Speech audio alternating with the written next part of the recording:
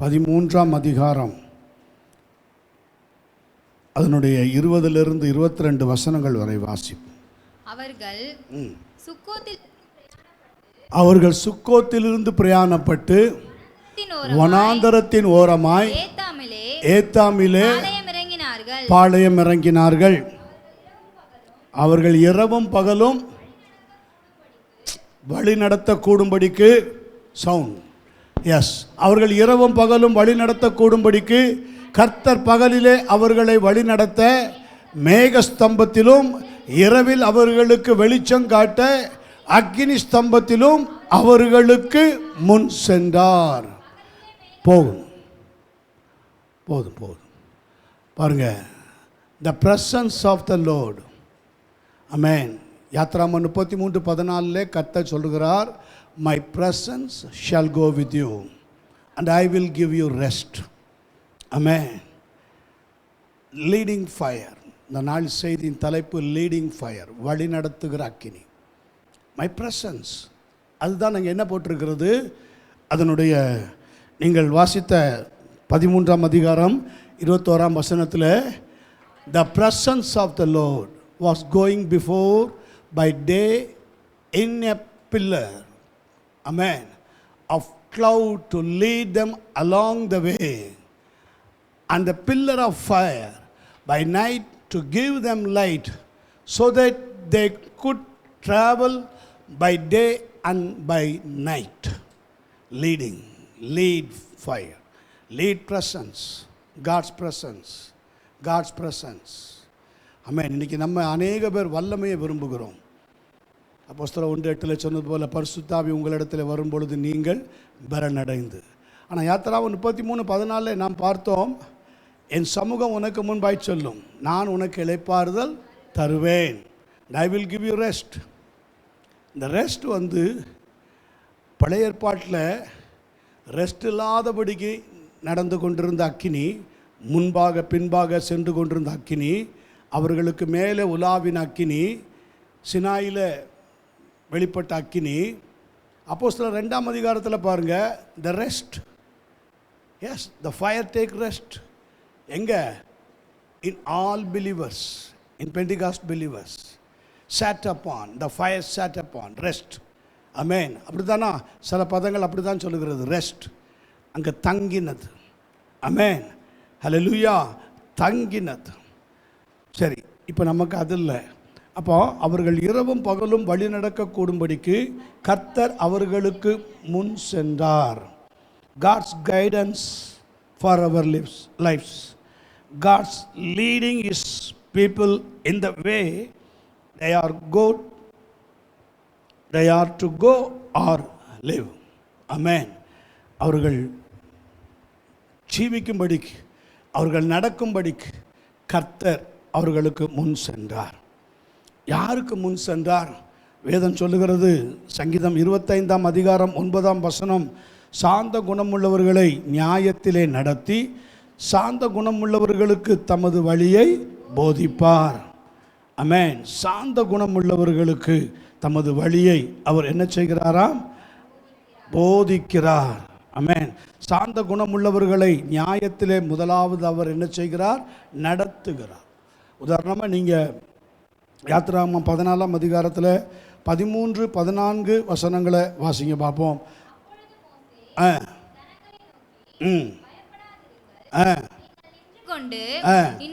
இன்றைக்கு கர்த்தர் உங்களுக்கு செய்யும் ரட்சிப்பை பாருங்கள். சாந்த குணம்னா என்ன தெரியுமா? இந்த பிரசன்ஸ் உங்களை நிரப்பும் போது அல்லது நடத்தும் போது இந்த சாந்த குணத்துக்கு இன்னொன்று இருக்குது, குவைட் ஸ்பிரிட், அமைதல் உள்ள ஆவி. என்ன ஆவி? அமைதல் உள்ள ஆவி. 1 பேதுரு 3ஆம் அதிகாரத்தில் நாம் பார்க்கணும்ல, நம்முடைய இருதயத்திலே மறைந்திருக்கிற அந்த குணம். காட்ஸ் பிரசன்ஸ், நீங்கள் ஜெபத்திலேயோ வேண்டுதல்லையோ இல்லை தேவ சமூகத்திலேயோ சபையிலேயோ ஆராதிக்கும் போதோ துதிக்கும் போதோ அந்த பிரசன்ஸ் உங்களை என்ன செய்கிறது? அந்த பிரசன்ஸ் உங்களை அமைதலுள்ள ஆவிக்கு நேராக நடத்துகிறது. ஆமென். அமர்ந்த தண்ணீரல் அண்டையிலே கொண்டு போய் விடுகிற அந்த அனுபவம், ஒரு குவைட்னஸ், ஒரு என்ன சொல்கிறது, ஒரு ப்ரெசன்ஸ், ஒரு காட்ஸ் ப்ரெசன்ஸ். அங்கே வந்து எந்த ஒரு ஒரு நிசப்தமான ஒரு சூழ்நிலை, ஒரு ஒரு ஒரு அமைதியான சூழ்நிலை. அப்படிப்பட்ட ஒரு சூழ்நிலை, இந்த ப்ரெசன்ஸ் உங்களை நிரப்புனா அதான் நடக்கும்.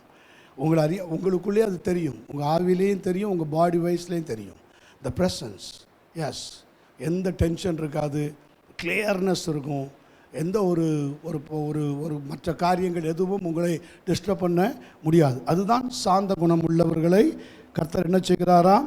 நியாயத்திலே நடத்தி சாந்த குணம் உள்ளவர்களுக்கு தமது வழியை போதிப்பார். ஸோ அந்த ப்ரெசன்ஸுக்கு ஏற்றது போல நீங்கள் உங்களை டியூன் பண்ணிக்கணும். அதுதான், அப்போ தான் அந்த சாந்த குணமுள்ள இது காரியம் வரும். எவ்வளவோ காரியத்தில் இருக்கிறீங்க, எவ்வளோ பிரச்சனையில் இருக்கிறீங்க, எவ்வளோ போராட்டத்தில் இருக்கிறீங்க, எவ்வளோ டென்ஷன் வரும். நம்ம எதிர்பார்த்த மாதிரி சில காரியங்கள், நம்ம படிப்பு, நம்மளுடைய இப்போ வேலையோ இல்லை எதிர்காலமோ, உங்களுக்குன்னு ஒரு திட்டம் வச்சுருப்பீங்க, உங்களுக்குன்னு ஒரு பிளான் வச்சுருப்பீங்க. அதில் நீங்கள் அப்படியே நீங்கள் போகிற மாதிரி இருக்கும், போயிட்டே இருக்கிற மாதிரி இருக்கும். ஆனால் நீங்கள் வந்து நல்ல ஆண்டவர்கிட்ட ஜெபம் பண்ணி, ஆண்டவரே இப்படி நான் போகிறது சித்தமா, இப்படி நான் நடக்கிறது சரியான வழிதானா, சரியான வழியில் தான் எங்களை நடத்துகிறீங்களா அப்படின்னு நீங்கள் கேட்க கேட்க கர்த்தருடைய அந்த ப்ரெசன்ஸ், காட்ஸ் ப்ரெசன்ஸ் உங்களை ஜெப நேரத்திலேயோ இல்லை ஜெபிக்க தூண்டுவதற்கோ, கர்த்தர் உங்கள் கூட பேச விரும்புகிறதற்கோ ஒரு சூழ்நிலைகளை உண்டாக்கி கொடுக்கறது தான் இந்த சாந்த குணம், இந்த ப்ரெசன்ஸ். அதை நீங்கள் விட்டுறவே கூடாது. பிசாசு அதுக்கு மாறா சில காரியங்களை கொண்டு வந்து உங்கள் வீட்லேயோ இல்லை மற்ற இடத்துலையோ அது புரிஞ்சுக்காமல் சில காரியங்களை கொண்டு வரணும். நீங்கள் என்ன ஆயிடுறீங்க? உடனே டிஸ்டர்ப்ட் ஆகிடுங்க.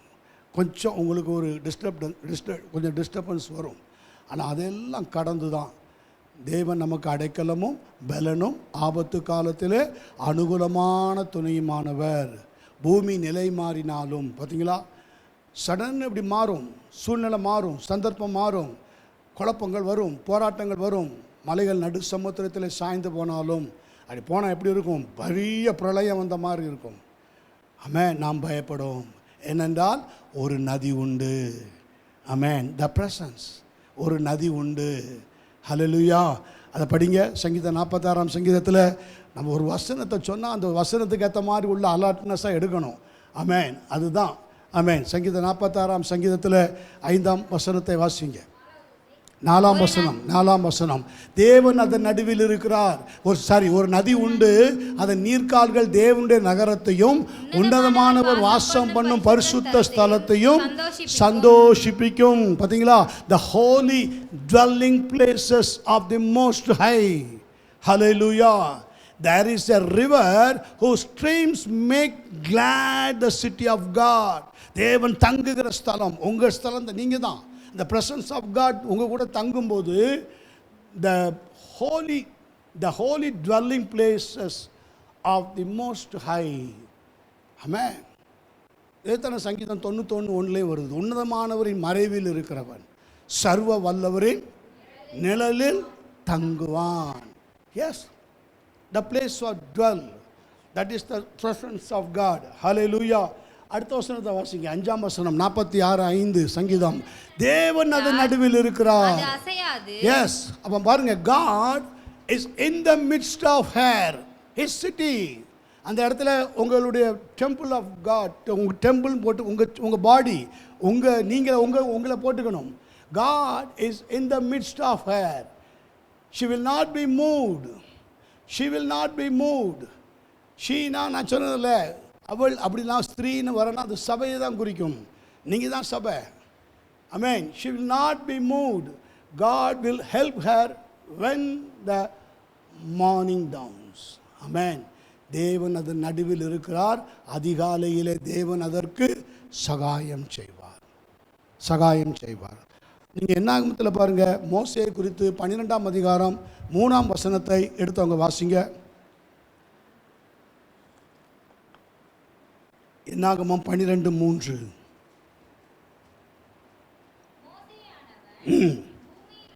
பூமியில் உள்ள சகல மனிதரிலும் மிகுந்த சாந்த குணம்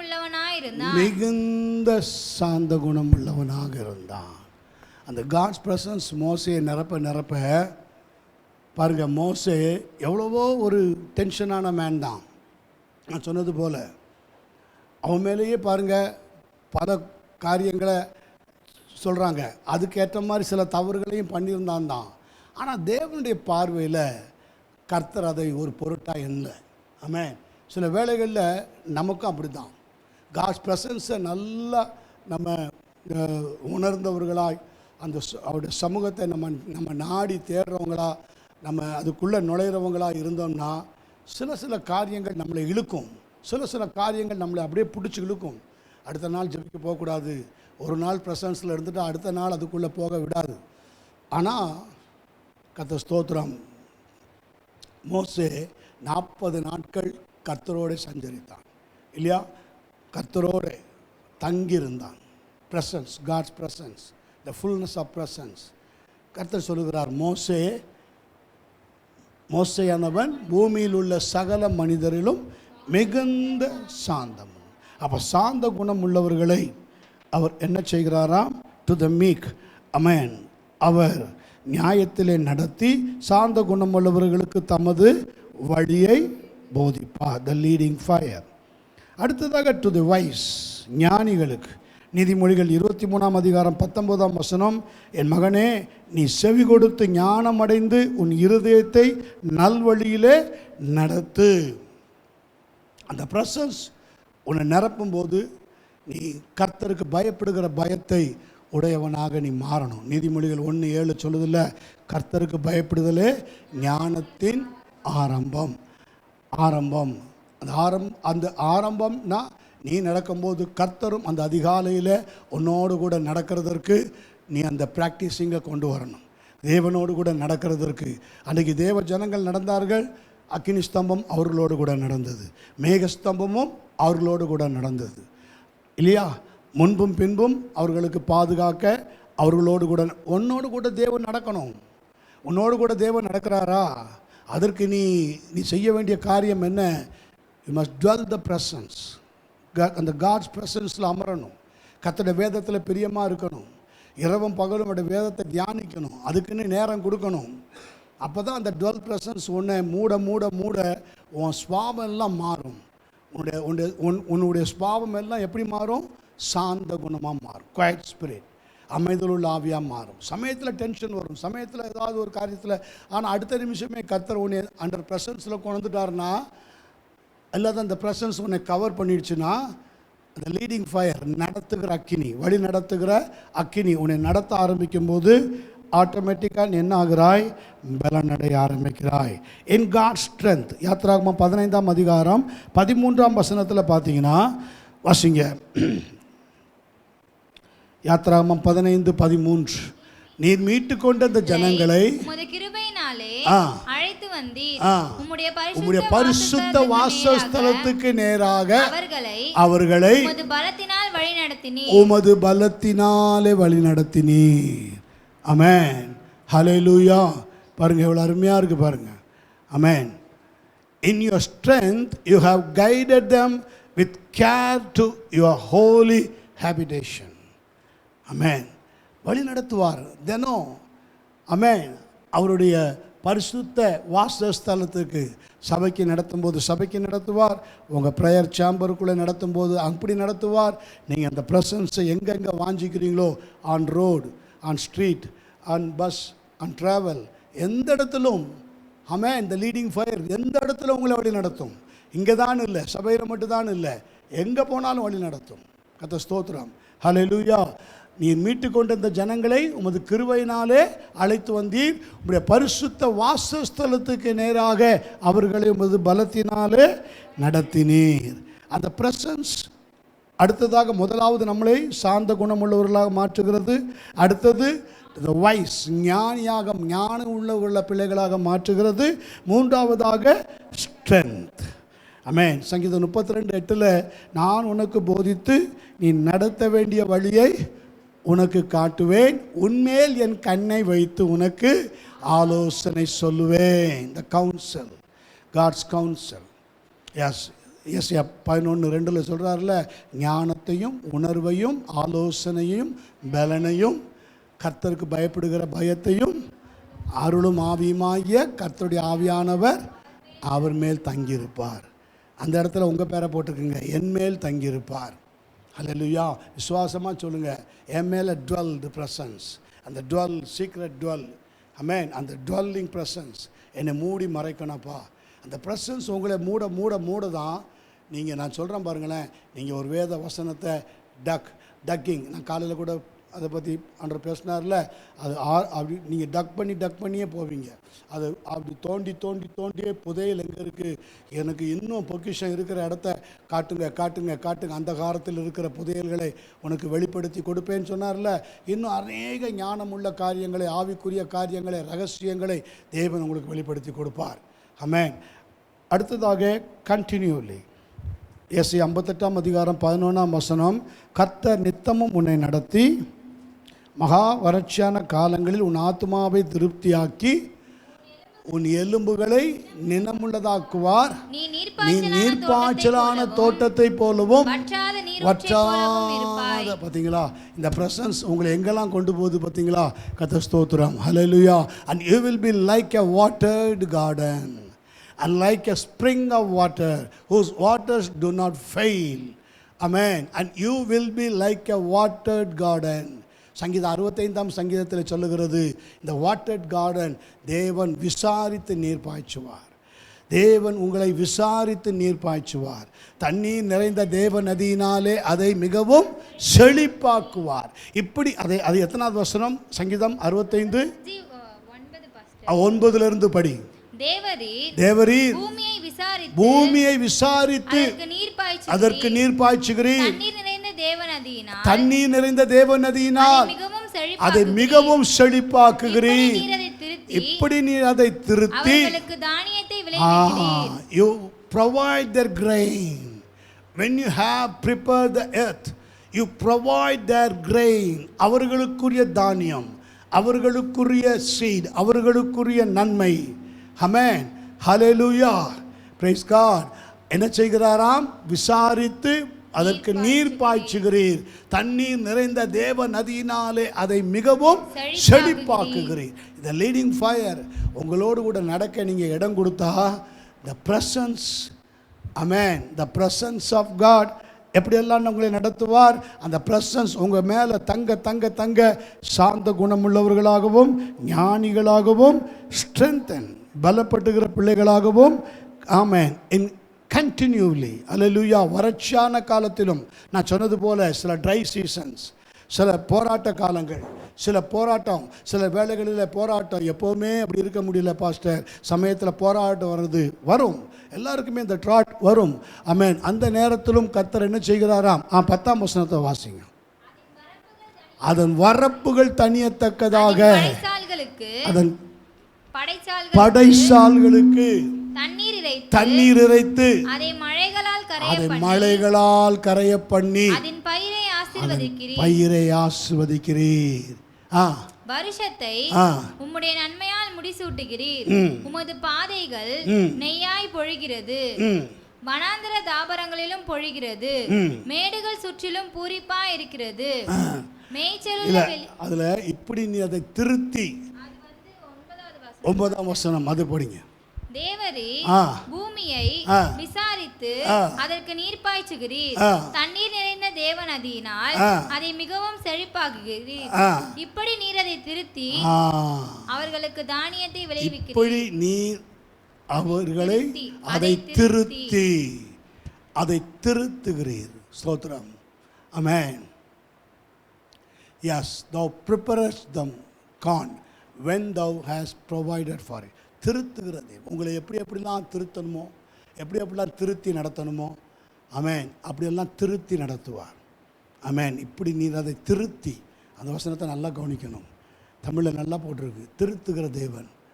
கண்டித்து திருத்தினா கண்டித்து திருத்துவார். ஆமென். இன்றைக்கு இது போன்ற விசிபிள் கைடன்ஸ் எல்லாம் காணக்கூடிய வழி நடத்துதல் நமக்கு இல்லாமல் இருக்கலாம். பழைய ஏற்பாடு இவ்வளோ நேரம் நான் பார்த்ததெல்லாம் எங்கே? ஓல்ட் டெஸ்டமெண்ட்டில் நடந்தது. மேகஸ்தம்பம், அக்னி ஸ்தம்பம், அதெல்லாம் பழைய ஏற்பாட்டில் நடந்த சம்பவங்கள். ஆனால் இன்றைக்கி நமக்கு வார்த்தை வெளிச்சமாகவும் அடையாளமாகவும் இருக்கிறது. பழைய ஏற்பாட்டில் என்னெல்லாம் அவங்கள நடத்தினது? மேகஸ்தம்பம், அக்னி ஸ்தம்பம், தண்ணீர் நிறைந்த தேவ நதி இல்லையா? கர்த்தர் மோசேக்கு கண்மலையை திறந்து தண்ணீரை கொடுத்தார். அடுத்தது இன்னொன்றில் வழி நடத்தினார். அது என்னன்னு சொல்லுங்கள் பார்ப்போம். கரெக்டாக சொல்லுங்கள். இன்னொன்றில் தினம் அவங்களை வழி நடத்தினதுக்கு இன்னொன்று மன்னா. மன்னா த வேர்ட். ஆமென். The word of God. மனுஷன் அப்பத்தினால் மாத்திரமல்ல, தேவ வாயிலிருந்து புறப்படுகிற ஒவ்வொரு வார்த்தையினாலும் பிழைப்பான். எஸ். அப்போது இந்த வார்த்தை நமக்கு வெளிச்சமாகவும் அடையாளமாகவும் இருப்பதை நாம் பார்க்கிறோம். சங்கீதம் 119 சங்கீதத்தில் நாம் பார்க்கிறோம், 105 வசனத்தில், உமது வசனம் என் கால்களுக்கு தீபமும் என் பாதைக்கு வெளிச்சமுமாக இருக்கிறது. சங்கீதம் 119 சங்கீதம் 105 வசனம். எஸ். உமது வசனம் என் கால்களுக்கு தீபமும் என் பாதைக்கு வெளிச்சமுமாய் இருக்கிறது. Your word is a lamp to my feet and a light to my path. Amen. Hallelujah. Praise God. நீதிமொழிகள் 6:23 சொல்கிறது, கட்டளையே விளக்கு, வேதமே வெளிச்சம், போதக சிட்சையே ஜீவவழி. அப்போ நீர் அதை திருத்தி, அங்கே பார்த்தீங்களா? அப்போ அது என்னது? திருத்துறது என்னது? போதக சிட்சை. போதக சிட்சைனா என்னது? போதக சிட்சைனா என்னது சொல்லுங்க. And reproofs of instruction are the way of life. Amen. Yes. And reproofுக்கு ஆம்பிளிஃபைட் வெர்ஷனில் பாருங்கள், ரெபியூக்ஸ். ரெபியூக்ஸ் என்னது? திருத்துறது, கண்டிக்கிறது. பார்த்தீங்களா? நல்லா போட்டிருக்கு. Rebukes for discipline are the way of life. அது ஒரு சபையில் தான், ஒரு போதக தான், ஒரு போதகனால தான் அது சிட்சிக்கப்படுவீங்க. போதக சிட்சை. போதக சிட்சை புரியுதா? ஆமென். பழைய ஏற்பாட்டில் இது நடந்தது. கர்த்தர் அவங்களை சிட்சித்தார். கர்த்தர் அவர்களை சிட்சித்தார். மன்னா வாயில் இருக்கும்போதே, அந்த காடைகள் வாயில் இருக்கும்போதே சிட்சித்தார் இல்லையா? ஆமென். அப்போ இது இன்றைக்கும் தொடருது இல்லையா? அப்போ நம்ம வசனம் என் கால்களுக்கு தீபமும் பாதைக்கு வெளிச்சம், கட்டளையே விளக்கு, வேதமே வெளிச்சம், போதக சிட்சையே. ஆமென். எஸ். அப்போ அந்த வேதம் சொல்லுகிறது 2 பேதுரு 1:19 அதிக உறுதியான தீர்க்கதரிசன வசனமும் நமக்கு உண்டு. வாசிங்க. அதிக உறுதியான தீர்க்க தரிசன வசனமும் நமக்கு உண்டு. பொழுது விடிந்து விடிவெள்ளி இருதயங்களில் உதிக்கும் அளவும் இருளுள்ள ஸ்தலத்தில் பிரகாசிக்கிற விளக்கை போன்ற வசனத்தை கவனித்திருப்பது. இன்னைக்கு தேவ பிள்ளைகள் அந்த வார்த்தை வசனம் கர்த்தர் பாருங்க, இதெல்லாம் முடிச்சு தேவ பிள்ளைகளை அங்கங்கே கூட்டிகிட்டு போனார். சினாய், மவுண்ட் சினாயில் என்ன கொடுத்தார் கர்த்தர்? வார்த்தை, வேர்ட். ஆமென். இன்றைக்கு அந்த வார்த்தையை கர்த்தர் எங்கே வைத்திருக்கிறார்? 2 கொரிந்தியர் 3:1 3 வசனங்கள் வரை வாசித்து பாருங்கள். இன்றைக்கி அவைகள் நம்முடைய ஆவியில், நம்முடைய இருதயத்தில் எழுதப்பட்டிருக்கிறது. ஆமென். 2 கொரிந்தியரில் வாசிங்களேன், 3 வாசிங்க பார்ப்போம். 2 கொரிந்தியர் 3:1 வாசிச்சுக்கிறோம். எங்களை நாங்களே மறுபடியும் மெச்சிக்கொள்ள தொடங்குகிறோமோ, அல்லது சிலருக்கு வேண்டியதா இருக்கிறது போல உங்களுக்கு உபசார நிருபங்களை அனுப்பவும், உங்களிடத்தில் உபசார நிருபங்களை பெற்றுக்கொள்ளவும் எங்களுக்கு வேண்டியதோ எங்கள் இருதயங்களில் எழுதப்பட்டும் சகல மனுஷராலும் அறிந்து வாசிக்கப்பட்டும் இருக்கிற எங்கள் நிருபம் நீங்கள் தானே. ஏனெனில் நீங்கள் எங்கள் ஊழியத்தினால் உண்டாகிய கிறிஸ்துவின் நிருபமாக இருக்கிறீர்கள் என்று வெளியரங்கமாக இருக்கிறது. அது மையினால் அல்ல, அது ஜீவனுள்ள தேவனுடைய ஆவியினாலும் கற்பலகைகளில் அல்ல, இருதயங்களாகிய சதையான பலன். இருதயமாகிய சதைனா இந்த இருதயத்தை தான் குறிக்குது, டைரக்டாக இருதயத்தை தான் குறிக்குது. இந்த இருதயத்தில் தான் அந்த வார்த்தை போய் என்ன செய்கிறது? தங்குகிறது. என் மகனே, என் வார்த்தைகளை கவனி, அவைகளுக்கு உன் செவியை சாய், அவைகள் உன் கண்களை விட்டு பிரியாதிருக்கட்டும், அவைகளை உன் இருதயத்திற்குள் காத்துக்கொள். பாருங்க, அவைகளை கண்டுபிடிக்கிறவைகளுக்கு, அவைகளை எங்கேருந்து நீங்கள் கண்டுபிடிப்பீங்க? ஆமென். உங்கள் ஆவிலிருந்து தான் கண்டுபிடிப்பீங்க. ஆமென். எஸ், மனுஷனுடைய ஆவி தேவன் தந்த தீபம் உள்ளத்தில் உள்ளவைகளை ஆராய்ந்து பார்க்கும். கர்த்தருடைய வார்த்தை எனக்கு இன்னைக்கு வந்திருக்கா? நீ காலையில் ஜெபிச்சனே, கர்த்தர் வார்த்தை தந்தாரா? இருதயத்தில் தங்கியிருக்கா? அந்த வார்த்தை ரிப்பீட்டடாக என் கூட பேசுதா? அந்த வார்த்தை என் கூட இடப்பட்டுகிட்டே இருக்கா? நான் ஆஃபீஸ் போகும்போது, ஸ்கூலுக்கு போகும்போது, காலேஜ் போகும்போது, ஆன் ஸ்ட்ரீட், ஆன் ரோட், நான் சொன்னேன்ல, the presence, not only presence, the word என் கால்களுக்கு தீபமும் பாதைக்கு வெளிச்சமாக வருதா? என்னை அது சரியாக நடத்துதா? வார்த்தை என்னை சரியாக நடத்துதா? நான் வழி மாறி போனாலும் அது என்னை சிட்சித்து கண்டித்து உணர்த்தி நடக்க வேண்டிய வழியில் நடத்துதா? எனக்கு ஆலோசனை சொல்லுதா? சபையில் போனால் எனக்கு ஆலோசனை கிடைக்குதா? சபையில் போனால் எனக்குன்னு பேசுகிற மாதிரி இருக்கா? என் இருதயத்தை குத்துற மாதிரி இருக்கா? என்னோடு கூட பேசுகிறாரா? அது போதக சிச்சை. ஹல்லேலூயா. அந்த போதக சிச்சைக்கு நீ செவி கொடுக்கலனா ரொம்ப கஷ்டம். எல்லாம் கொலாப்ஸ் ஆகிடும். ப்ரெசன்ஸ் போயிடும். ஒன்ட்டு நீ சேர்த்து வச்ச சாந்த குணம் எல்லாம் ஒன்று ஒன்றா எடுத்துரும் பிசாசு. ஆமென். அப்போ இத்தனை காரியங்களின் ஊடாக கர்த்தர் நம்மை நடத்துகிறார். எஸ் எஸ் 1 யோவானில் பாருங்கள், 1ஆம் அதிகாரம் 5லேருந்து 10 வசனங்கள் வரை வாசிங்க. நம்ம ஜெபம் பண்ணுவோம். தேவன் ஒளியாக இருக்கிறார், அவரில் எவ்வளவேனும் இருள் இல்லை.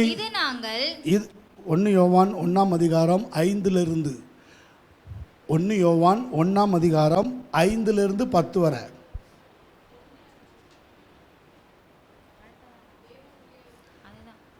எஸ் எஸ் எஸ் தேவன் ஒளியாக இருக்கிறார். தம்பி நேரம் மாற்றி போடக்கூடாது. தேவன் ஒளியாக இருக்கிறார், அவர் எவ்வளவேனும் இருள் இல்லை.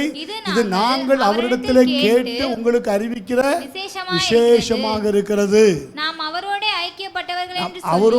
ஐக்கியப்பட்டவர்கள் என்று சொல்லியும் இருளிலே நடக்கிறவர்களா இருந்தால், இருளிலே தேவன் ஒளியாக இருக்கிறார். அது எப்படி இருக்கிறார்? நீங்கள் அதே 1ஆம் வசனத்தை படிங்களேன். அது 1 யோவான் 1ஆம் அதிகாரம் 1ஆம் 2ஆம். ஆதி முதல் இருந்ததும் நாங்கள் கேட்டதும், ஆதி முதல் இருந்ததும் நாங்கள் கேட்டதும் எங்கள் கண்களினாலே கண்டதும். ஆதி முதல் என்ன இருந்தது? ஆதியிலே வார்த்தை இருந்தது, அந்த வார்த்தை தேவனிடத்தில் இருந்தது, அந்த வார்த்தை தேவனாக இருந்தது, அவர் தேவனோடு இருந்தார், அவருக்குள் ஜீவன் இருந்தது, அந்த ஜீவன் மனுஷருக்கு ஒளியாக இருந்தது. இயேசு சொன்னார், நானே ஜீவ ஒளி. Yes, I am the light of world, I am the light of life. என்னை பின் செல்லுகிறவன் இருளில் நடக்க மாட்டான். அங்கும் பாருங்க, வார்த்தை வரும்போது தான் வெளிச்சம், வெளிச்சம் உண்டாக கடவுது. The word game. Amen. First the word game. வரும்போதே கூட எதை கொண்டு வருகிறது? வார்த்தை வெளிச்சத்தை கொண்டு வருகிறது. சோத்ரம். வெளிச்சம் நல்லதென்று காண்கிறார். தேவன் வெளிச்சத்தையும் இருளையும் வெவ்வேறாக பிரிக்கிறார். இப்போ 5ஆம் வசனத்தில் வாசிங்க. தேவன் ஒளியாக இருக்கிறார், அவரில் எவ்வளவேனும் இருள் இல்லை. இது நாங்கள் அவரிடத்தில் கேட்டு உங்களுக்கு அறிவிக்கிற விசேஷமாக இருக்கிறது. அவரோடு ஐக்கியப்பட்டவர்கள் என்று சொல்லியும் இருளிலே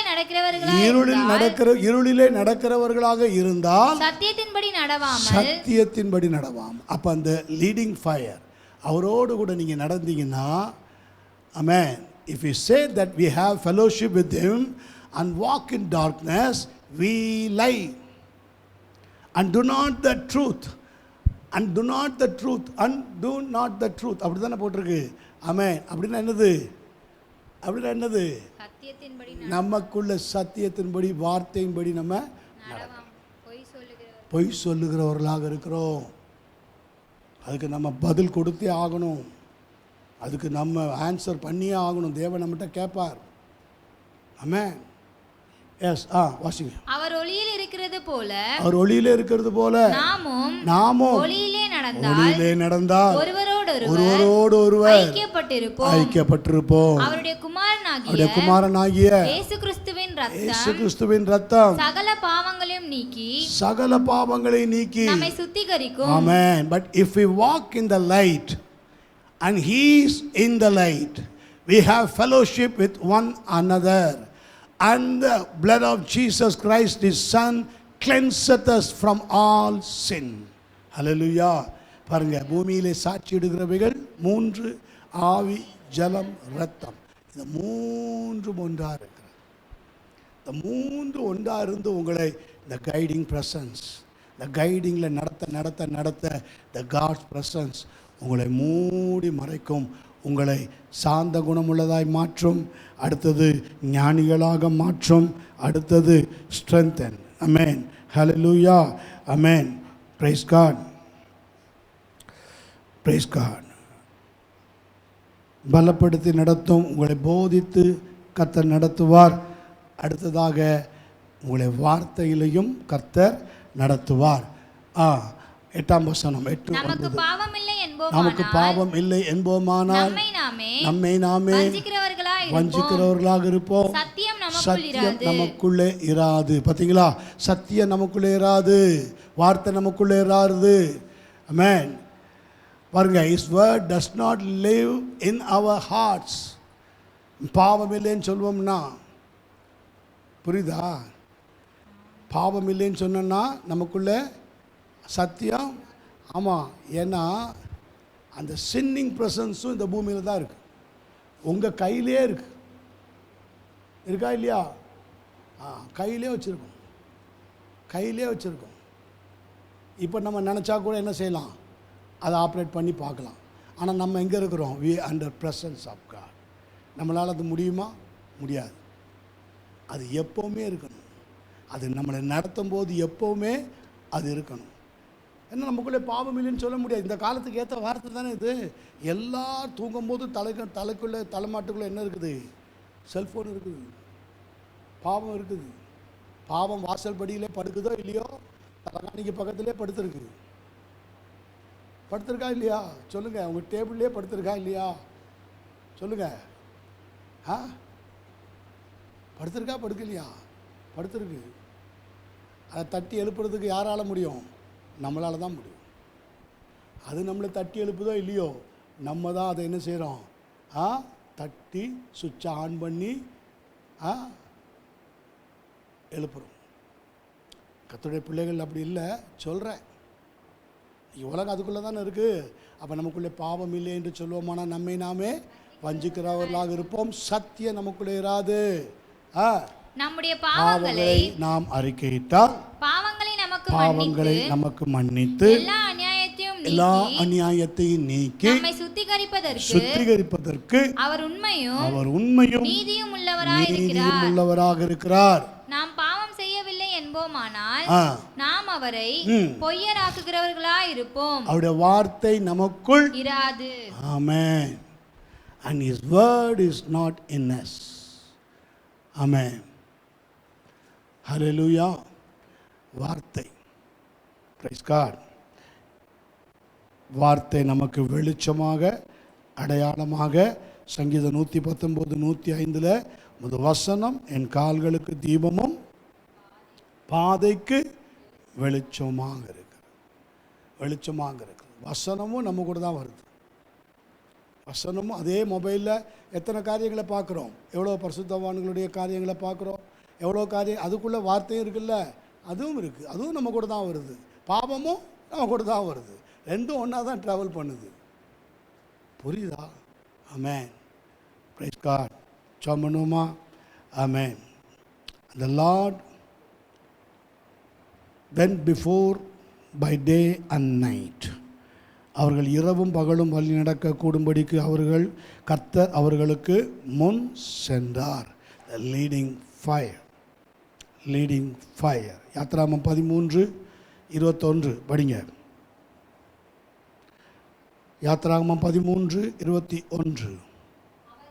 அவர்கள் இரவும் பகலும் வழிநடக்க கூடும்படிக்கு கர்த்தர் பகலில் அவர்களை வழிநடத்த மேகஸ்தம்பத்திலும் இரவில் அவர்களுக்கு வெளிச்சம் காட்ட அக்கினி ஸ்தம்பத்திலும் அவர்களுக்கு முன் சென்றார்.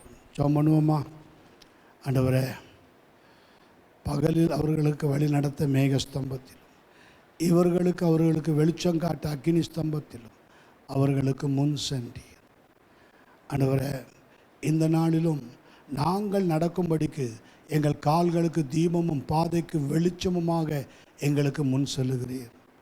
ஆண்டவரே, இப்பொழுதும் பிள்ளைகள் புறப்பட்டு போகும்போது இந்த வேத வசனத்தின் வெளிச்சம் அவர்களோடு சென்று அவர்களுக்குள்ளே பிரசித்தம் தந்து வேதைகளை உணர்வுள்ளதாய் மாற்ற ஜெபிக்கிறேன்.